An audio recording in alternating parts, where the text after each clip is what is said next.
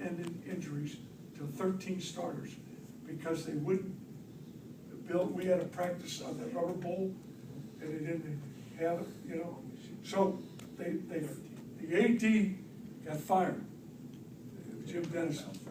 So they're gonna, the year before got fired, or the spring before. So Mike Popinski, that was ticket manager at Notre Dame, called me, and he was at the Naval Academy, and asked if I would help him get the job. I said, sure, Mike, I'll help you get the job. We had a woman president named Peggy Elliott, and so they were going to give it to a guy from San Diego. So I called Dr. Elliott, and I said, Dr. Elliott, this guy's, you bring a guy in from San Diego, this guy's been at Notre Dame, he's been at the Naval Academy, he's where academics are strong, he's done a great job both places, I think you ought to really look at him. So they hire him. So I go in, Mike and I are the best of friends to this day now, we really are. So I kid him all the time. So I go in when he's announced to see him, and I go over and say, congratulations, and I give him a hug. He backs away and pushes me away. So I said, what the heck's going on here? This before football season. So anyhow, we're playing the last game of the season. We're playing OU. Tom was coaching OU. We're both 0-10, and we're playing at the Rubber Bowl. So we end up winning the game, thank God. So the kids carried me off the field and everything because we won, you know, and the coaches and everything. And so we were in the locker room, everybody's cheering and everything. And so Mike comes in and congratulates the team on winning the last game. He says, I'd like to see you tomorrow at noon. I said, fine, I'll see you tomorrow. And so I go in there at noon, and I go up to see him, and we're getting ready to go recruit and everything. And he calls me and he says, here's your contract. You're being moved to development. And I says, well, he says, you're being moved to development. And you got the same money, and you get a car, but you don't get this, this, and this. And I says, well, why are you moving me, Mike? And he says, you're too good to kids, honest to God. True, word for word. You're too good to the kids. He says, you know, I said, wait a minute, Mike.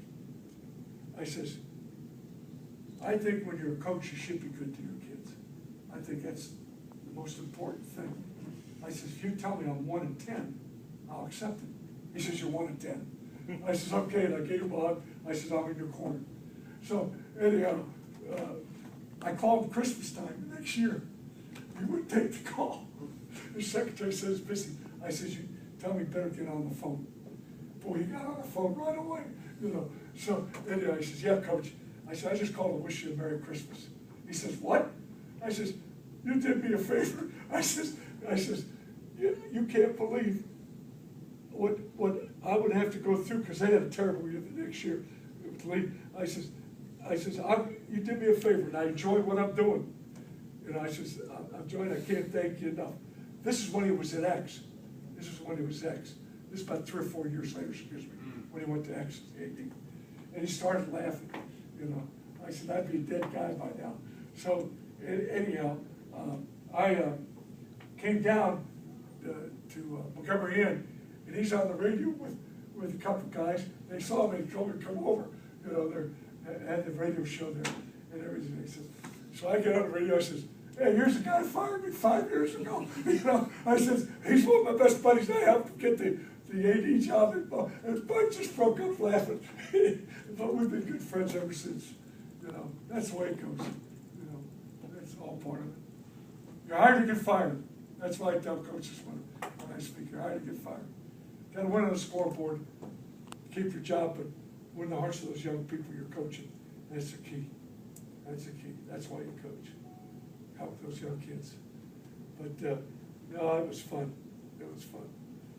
You know, I remember when I went in and stepped down at Notre Dame after Tim Brown dropped the pass. We won the damn game. He was crying and everything.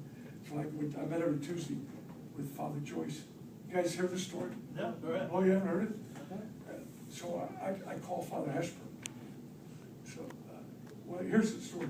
I'm out in the field. Arnsberger's the coach at LSU. We lose 10-7. We won one game 14-10. Tim Brown goes over the middle. Bernard puts the ball right here. He looks to see where the opening is. Turns out he tipped off the intercept. We lose the game.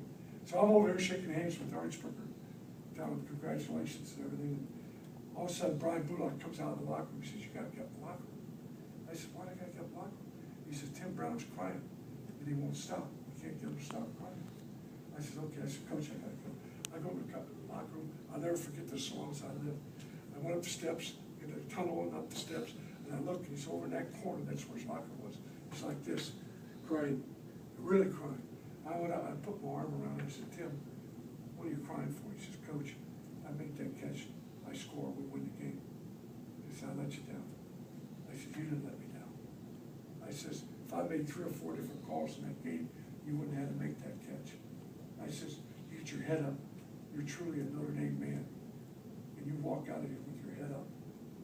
Right then I decided to step down. So I went out and told my family I was going to step down. I told them not to tell anybody that I was going to step down. And my wife says, "You're going into business." I said, "No." The kid said, "No, let him coach. He likes to coach. You know, so he's got to make some money." You know what I made my last year at Notre Dame? Jake knows. Did you see it? You saw my $66,000.